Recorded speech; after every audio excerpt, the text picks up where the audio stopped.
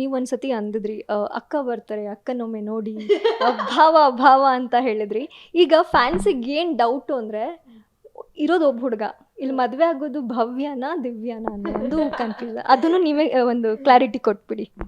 ಇಲ್ಲ ಆ್ಯಕ್ಚುಲಿ ಏನಂದರೆ ಅವತ್ತು ಸುಮ್ಮನೆ ಕೂತ್ಕೊಂಡು ನಾನು ರಜತ್ತು ತ್ರಿವಿಕ್ರಮ್ ನಮ್ಮದು ಟ್ರಯೋ ಸಿಕ್ಕಾಬಡೆ ತುಂಬ ಮಾತಾಡಿದ್ದೀವಿ, ಒಬ್ರಿಗೊಬ್ರು ಕಾಲು ಎಳ್ಕೊಂಡಿದ್ದು. ಹಿಂಗೆ ಮಾತಾಡುವಾಗ ನಾನು ರಜತ್ ಯಾಕೆ ನಾವು ನೀನಂತೂ ಸೋಲ್ಡ್ ಔಟು, ದಿವ್ಯಂಗೆ ಹೆಂಗಿದ್ರು ಗಂಡು ಹುಡುಕ್ತಿದ್ದೀವಿ, ಯಾಕೆ ತ್ರಿವಿಕ್ರಮ್ನ ಮಾಡ್ಬೋದು, ಹೆಂಗೋ ಚೆನ್ನಾಗಿದ್ದಾರೆ, ಒಂದು ಸ್ವಲ್ಪ ಏಜು ಮ್ಯಾಚ್ ಆಗುತ್ತೆ ಇಬ್ರದ್ದು ಏಜುನ ಎಲ್ಲನೂ, ಹೈಟು ಗೀಟೆಲ್ಲ, ಯಾಕೆ ನಮ್ಮ ದಿವ್ಯಂಗೆ ಮಾಡ್ಬಾರ್ದು ಹಂಗೆ ಹಿಂಗೆ ಅಂತ ಮಾತಾಡ್ಕೊಂಡು ಕೂತಿದ್ವಿ.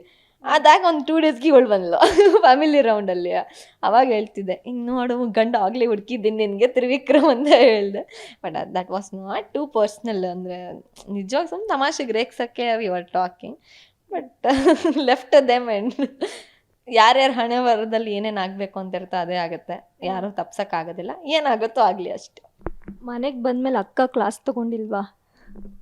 ಅಕ್ಕ ಕ್ಲಾಸ್ ಇಲ್ಲ, ಅಕ್ಕ ಬಿಗ್ ಬಾಸ್ ಮನೆಗೆ ಬಂದಾಗ ಫುಲ್ಲು ಫೇಮಸ್ ಆಗಿದ್ರಲ್ಲ, ಫುಲ್ಲು ಜೋಶಲ್ಲಿದ್ದಾರೆ. ನನಗಿನ್ನ ಜಾಸ್ತಿ ಕಾಲ್ ಶೀಟ್ ಅವ್ರಿಗೆ ಇದೆ.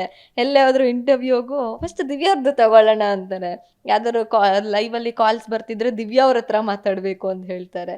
ಸೊ ನನಗಿನ್ನ ಅಕ್ಕ ಫೇಮಸ್ ಇದ್ದಾರೆ, ಸೊ ಖುಷಿ ಇದೆ. ರಜತ್ ಅವರು ಅಕ್ಕ ಸಖತ್ತಾಗಿದ್ದಾಳೆ, ದಿವ್ಯಕ್ಕ ಸಖತ್ತಾಗಿದ್ದಾಳೆ ಅಂತ ಹೇಳ್ಬಿಟ್ಟು ಫುಲ್ ಫೇಮಸ್ ಮಾಡಿಬಿಟ್ರು. ಏನಾದರೂ ಸ್ವಲ್ಪ ಜಲಸ್ ಇದೆಯಾ? ಖಂಡಿತವಾಗ್ಲೂ ಇಲ್ಲ. ರಜತ್ ಏನಂದರೆ ಇರೋದೇ ಹಾಗೆ, ಆ ಕ್ಯಾರೆಕ್ಟರ್ ರಜತ್ ಕ್ಯಾರೆಕ್ಟರ್ ಇರೋದೇ ಹಾಗೆ.